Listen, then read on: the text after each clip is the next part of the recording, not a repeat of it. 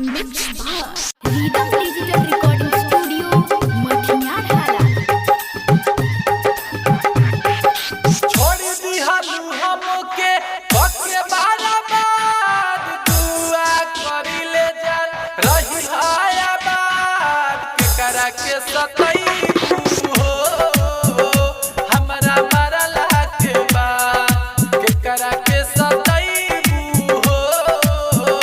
हमरा मरला के बाद छोड़ दिहलू हमके पक्के बाराबाद दुआ करिले जान रही आयाबाद के करा के सतई हो हमरा मरला के बाद के करा के सतई हो हमरा मरला के बाद डीजे विकास डीजे बेतिया हमरा मरला के बाद चाहे सलाम जाजा खुश रही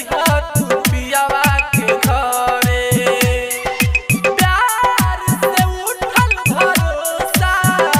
दिलवा अब मोहब्बत से डरे तूरा दिहालू सब सपना जिंदगी से हम